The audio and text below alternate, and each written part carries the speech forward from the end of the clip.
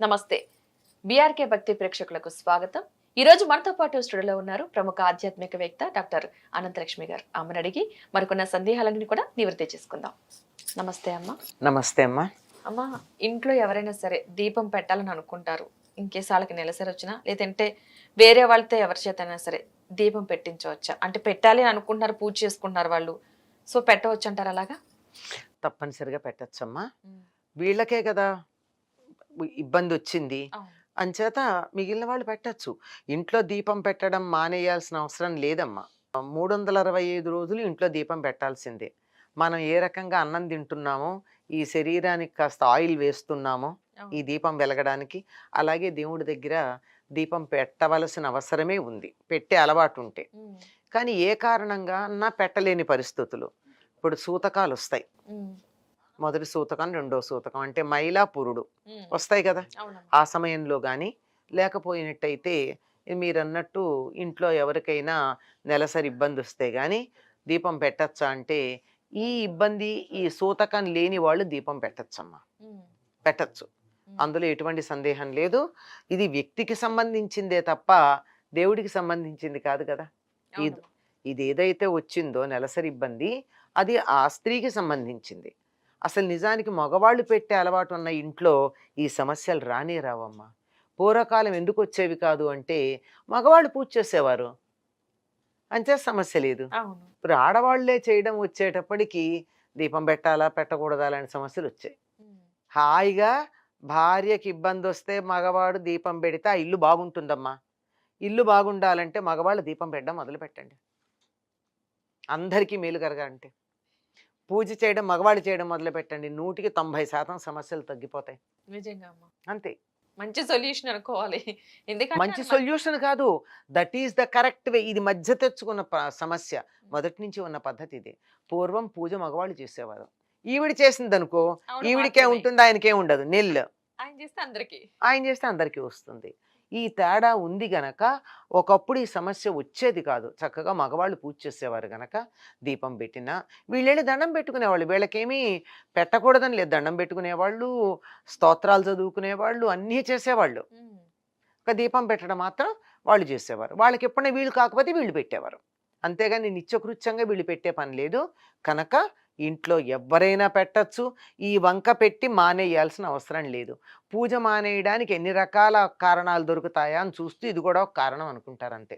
అంతే తప్ప చక్కగా పెట్టుకోవచ్చు. అమ్మ, మరి అలాంటి సమస్యలు ఉన్నప్పుడు ఇప్పుడు శివరాత్రి ఉంటుంది, పూజ చేయలేకపోయినా కనీసం జాగరణ ఉండడం కానీ, వాళ్ళ కాకుండా ఇంకా కుటుంబ సభ్యులు ఉన్నారు, వాళ్ళైనా చేయొచ్చా? లేదంటే వీళ్ళ జాగరణ కూడా చేయొచ్చు అంటారా? ఇంట్లో ఎవరికైనా ఇబ్బంది వస్తే మిగిలిన వాళ్ళు దీపం పెట్టచ్చు అని చెప్పాను కదమ్మా. అట్లాగే హాయిగా అభిషేకం చేసుకోవచ్చు, పూజ చేసుకోవచ్చు, జాగరణ చేసుకోవచ్చు. వీళ్ళు కూడా, ఈ ఇబ్బంది వచ్చినటువంటి వాళ్ళు కూడా స్నానం చేసి ఒక పక్కన కూర్చుని స్ట్రెయిన్ అవ్వకూడదు, శారీరకమైనటువంటి శ్రమ పడకూడదు. అందుకు స్త్రీలను ఆ సమయంలో దూరంగా ఉంచేది. ఇంట్లో ఉంటే అన్ని పనులు చేయిస్తారు, ఇంకా దూరంగా ఉండడం సుఖం. సుఖపడే ఏకైక మార్గం పూర్వకాలం ఆడవాళ్ళకి ఆ 3 రోజులే. అంచేత హాయిగా ఒక పక్కన కూర్చుని శివుణ్ణి తలుచుకోవచ్చు. తీవ్రంగా జపాలు అవి గనక చేసినట్టయితే ఆ శరీరం సున్నితంగా ఉంటుంది గనక శక్తి తట్టుకోలేకపోవచ్చు. గనక తీవ్రంగా కాకుండా మిగిలినటువంటి మామూలుగా శివనామం తలుచుకోవచ్చు, పైకి అనకుండా నోట్లో తలుచుకోవడానికి, అంటే పెదవి దాటి బయటికి రాకుండా లోపల అనుకుంటూ మనసులో తలుచుకోవడానికి ఎటువంటి నియమాలు, ఎటువంటి అభ్యంతరాలు లేవు, హాయిగా చూసుకోవచ్చు. ఆ వంక పెట్టి ఇంట్లో వాళ్ళందరూ మానేస్తామంటే మాత్రమే దోషం అవుతుంది. హాయిగా చూసుకోవచ్చు. అవునమ్మా, చాలా మంది ఏంటంటే ఇంకే ఇలాంటి సమస్య ఉన్నప్పుడు మొత్తం అందరూ కూడా పూజ చేయడం కూడా మానేస్తారు, దీపారాధన చేయడం మానేస్తారు. ఇబ్బంది వచ్చిన వాళ్ళు ఇంట్లో తిరుగుతూ ఉంటారు, అందరినీ తగులుతుంటారు కనుక మానేస్తారు. వీళ్ళు దూరంగా కూర్చోగలిగినట్టయితే అది చేసుకోవచ్చు, సెపరేట్ గా ఉండేటట్టయితే చేసుకోవచ్చు. డెఫినెట్గా. మళ్ళీ ఇక్కడ వెంటనే చాలా మందికి అనుమానం, ఏమిటి అంటరానితనం, మేము దూరంగా ఉండాలా? అంటరానితనం ఏం కాదు. ఆ సమయంలో శరీరంలో నుండి కొన్ని వేల టాక్సిన్స్ వస్తాయి. ఉమ్, అది అందరి ఆరోగ్యం మీద ప్రభావం చూపిస్తాయి గనక అందరి ఆరోగ్యం బాగుండాలంటే వీళ్ళు కాస్త పక్కన ఉంటే మంచిది అని అంతే, అంతకన్నా ఇంకేం కాదు. వీళ్ళకి కూడా ఎక్కువ స్ట్రెయిన్ లేకుండా ఉండడం కూడా మంచిది. వీళ్ళ ఆరోగ్యానికి మంచిది, ఇతరుల ఆరోగ్యానికి మంచిది. ఆరోగ్య దృష్ట్యా చెప్పినటువంటి అంశాన్ని ఉమ్, ఆ మాట అంటే మనం పట్టించుకోం గనక, ఎందుకంటే అనారోగ్యకరమైనవి ఏవేవైతే ఉన్నాయో వాటన్నిటిని తప్పనిసరిగా పాటిస్తున్నాం కదా మనం. అవునమ్మా. కాఫీలు తాగడం తగ్గించి మొదలు పెట్టుకుంటే అదే ఏవి వద్దంటాం అవే ఎక్కువ తీసుకుంటాం. అవన్నీ చేస్తున్నాం గదా! ఉమ్. అంచేత ఇది ఆరోగ్యం అంటే చేయరు గనక ఏదో పేరు చెప్పి ఆచారం దూరంగా ఉంచే పద్ధతి చేశారు మన పెద్దలు. ఆరోగ్యానికి వినం కాబట్టి హ్మ్. హ్మ్. ఆచారం లెక్కల్లో పెట్టేశారు హ్మ్. దాన్ని. అమ్మ చాలా మంది ఈ మధ్య కాలంలో కూడా చూస్తూ ఉన్నాం. అంటే నెలసరి సమస్య వచ్చినా సరే మేము హ్మ్. పూజ చేస్తాం, హ్మ్. అన్నీ చేస్తున్నాం, హ్మ్. దేవుణ్ణి ముట్టుకుంటున్నాం అనేస్తున్నారు. సో హ్మ్. అలా చేయొచ్చు అంటారా అసలు? ఆడవాళ్ళని దేవాలయాల్లో పూజారులుగా నియమించకపోవడానికి, మీరు ఆడవాళ్ళు వేదాలు చదవద్దు అని చెప్పడానికి కారణం ఇదే. ఎందుకంటే ఏ సమయంలో చెయ్యకూడదని చెప్పారో ఆ సమయంలో కూడా చేస్తారు గనక అసలు మొత్తానికే దూరంగా ఉంచేస్తే పోలా అని దూరంగా పెట్టారు. ఆడవాళ్ళకి మాకు ఈ సమయం ఇలా ఉంది, మేము ఈ సమయంలో చెయ్యకూడదు అని చెప్పగలిగినటువంటి ధైర్యం, పాటించగలిగినటువంటి స్థైర్యం 2 ఉంటే ఆడవాళ్ళు వేదాలు చదవచ్చు, గుళ్ళో పూజారులుగా కూడా ఉండొచ్చు. కానీ లేదే, మాకు కొద్దిగా అవకాశం ఇచ్చారు కదా! మిగిలిన అన్ని రోజులు చేసినప్పుడు ఈ 4 రోజులు ఎందుకు చేయకూడదు అని ఈ 4 రోజులు కూడా ఇది కూడా ప్రకృతిలో భాగమే అని పెడుతున్నారు. ప్రకృతిలో భాగమే అంటే కాలకృత్యాలు తీర్చుకున్నాక శుభ్రం చేసుకోకుండా ఉండగలమా? అవి కూడా ప్రకృతిలో భాగమే కదా! ఏమ్మా? అంతే ఉండలేకపోతే. టాయిలెట్స్‌లో వెళ్లి భోంచేయగలమా? ఏంటి, bathroom is also a room అని చెప్పి యాడ్ ఇస్తూ ఉంటాడు మంచి మంచి బ్యూటిఫికేషన్స్ చేసి. అది కూడా రూమే కదా అని చెప్పి వెళ్లి ఏదో ఒకటి తినగలుగుతామా? తినలేం కదమ్మా. Every place has a definite purpose. Every time has a definite purpose. అంతే. టైమ్ అండ్ ప్లేస్ చాలా జాగ్రత్తగా ఉండాలి. కనుక ఈ సమయంలో చేయడం అన్నది తప్పమ్మా. తప్పు అంటే నాకు, నేను మొండి జాతి గనక నాకేం కాకపోవచ్చు. అడవిలో ఉండే మొక్కకి నీళ్లు పోయకపోయినా ఎదుగుతోంది. మనం కుండీలో పెట్టుకున్న మొక్క ఎదగట్లేదే. మనం కుండీలో మొక్కల్లాంటి వాళ్ళం కదా! అవునమ్మా. జాగ్రత్తగా ఉండొద్దు. రోజు నీళ్లు పోయాల్సిందే కదా! అవునమ్మా. అది దానికి దీనికి తేడా లేదు. ఉమ్, అడవి మొక్కలకి నీళ్లు పోయకుండా బతకలేదా, ఇక్కడ బతికితే ఎందుకు బతకవని బీర్బల్ని ఒకసారి అక్బర్ అడిగితే అలాగే లెండన్నట్ట. ఉమ్, ఆయన ఎలాగంటే, రాణిగారికి ఇంత జాగ్రత్తలు ఎందుకు, అలా బీద వ్యక్తి ఆవిడ చూడు అప్పటికప్పుడు బిడ్డని కని పని చేసుకోవడానికి వెళ్ళిపోయింది, మన రాణులకు ఎందుకు ఇంత జాగ్రత్త పడుతున్నాం అన్నట్ట. బీర్బల్ ఏం మాట్లాడలా. 4 రోజులు ఆయనకి ఇష్టమైన తోటకి నీళ్లు పెట్టించడం మానేశాడు. దాంతో ఇదేమిటి అంటే, అడవిలో మొక్కలకి నీళ్లు పోయట్లేదు కదా, బతికిలేవా అన్నట్ట. అప్పుడు అక్బర్కి కొంచెం ఇది ఉంది గనక అర్థమైంది. అవును. ఇది లేని వాడికి అర్థం కాదు.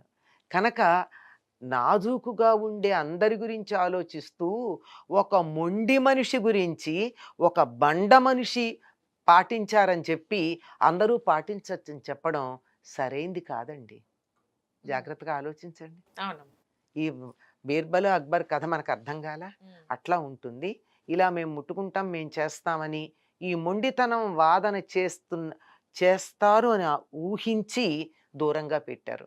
మేము అవి చెయ్యము అన్నవాళ్ళు హాయిగా అన్నీ చేయొచ్చండి. మేమంతా వేదం నేర్చుకున్నాం. మేమందరం నమక చమక సహితంగా రుద్రాభిషేకం చేస్తాం ఉమ్, ఆడవాళ్ళం. కానీ ఆ సమయంలో చెయ్యం.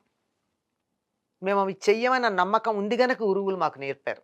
ఉమ్, అప్పుడు కూడా మేము చేస్తాం అనే మొండితనం ఉంటే మాకు నేర్పించి ఉండేవారు కాదు. అవును. మేము నేర్చుకుంటే చాలా తప్పయి ఉండేది. అలాగే మేము ఈ సమయంలో దేవుణ్ణి ముట్టుకుంటాము అంటే ముట్టుకోండి, మీకేం కాకపోవచ్చు. కాకపోవచ్చు అన్నాను నేను. అవదన్న గ్యారంటీ కూడా ఏం లేదు. కాకపోవచ్చు. కానీ ఒక సిద్ధాంతాన్ని, ఒక సంప్రదాయాన్ని సర్వనాశనం చేస్తున్నారు. దానివల్ల ఎక్కడో తప్పనిసరిగా ప్రమాదం జరుగుతుంది. ఎప్పుడు జరుగుతుంది, ఎట్లా జరుగుతుంది అన్నది అక్కడున్న తీవ్రతను బట్టి ఉంటుంది. పైగా ఒక దేవాలయం లాంటిది ఉంటే దానికి ఒక ఆగమ శాస్త్రం ఉంటుంది. ఆగమ శాస్త్రాన్ని అనుసరించి ఒక్కొక్క ఆగమ శాస్త్రానికి ఒక్కొక్క పద్ధతి ఉంటుంది. అన్నిటికీ ఒకటే ఉండదు. ఉమ్, మీరు గమనించినట్టయితే తిరుపతిలో కింద పాంచరాత్రాగమంతో అమ్మవారికి కళ్యాణం చేస్తారు. ఉమ్, తిరుమలలో అయ్యవారికి వైఖానసాగమ శాస్త్రం ప్రకారం చేస్తారు. ఆగమాల్లో తేడా ఉంది, అవునమ్మా. శాస్త్రాలు. ఉమ్, అట్లాగే కొన్ని దేవాలయాల్లో ధ్వజస్తంభాలు ఉండవు, ఉమ్, కొన్ని దేవాలయాలు వాయు ప్రతిష్ఠ అంటారు. ఎవరన్నా వెళ్ళి దీపం పెట్టచ్చు, పూజ చేయొచ్చు. అక్కడ బ్రాహ్మణుడే చెయ్యాలి, పురోహితుడే చెయ్యాలి అని లేదు. మనం కూడా శుచిగా ఉంటే స్నానం చేసేట్లు అక్కడ దీపం పెట్టి వచ్చేసేయచ్చు. ఉమ్. ఇలా ప్రతిష్టల్లో ఉన్న తేడా. మరి ఇక రాక్షస ప్రతిష్ఠ ఏమన్నా ఉంటే అటువంటి చోట మీరన్నట్టు అట్లా చేయొచ్చు.